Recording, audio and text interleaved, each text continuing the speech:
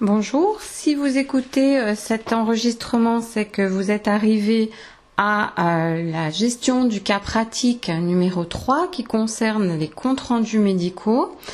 Et ce cas pratique est complètement en lien avec la compétence 9 du référentiel emploi, activité et compétences qui va délimiter votre titre professionnel SAMS.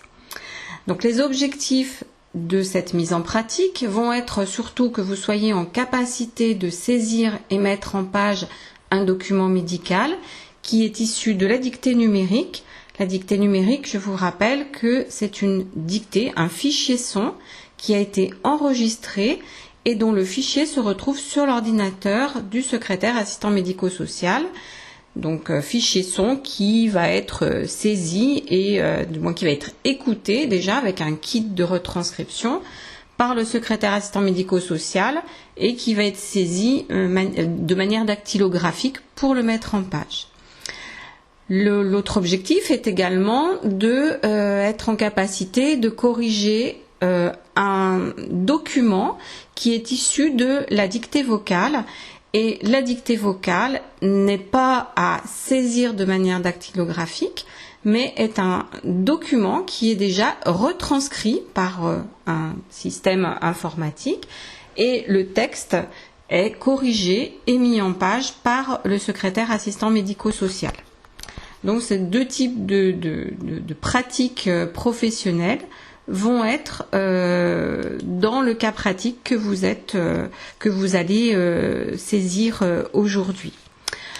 Alors donc ce cas pratique se déroule donc dans un hôpital, l'hôpital du Parc, reprend effectivement une identité d'une structure et comme pour le titre professionnel, la présentation va déjà positionner la structure médicale avec son adresse et puis le contexte d'accueil du public.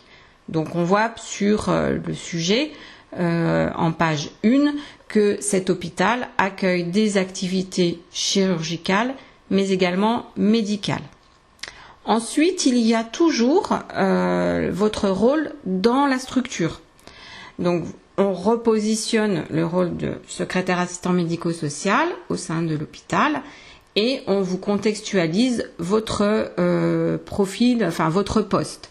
Donc vous intervenez sur des secrétariats divers et variés puisque vous venez en support. On appelle souvent ces SAMS dites volantes dans les hôpitaux pour aller récupérer et faire du travail. Vous arrivez en général en seconde position par rapport à la secrétaire médicale, puisque là on est dans un hôpital, on peut parler de secrétaire médicale en poste, pour l'aider dans son activité.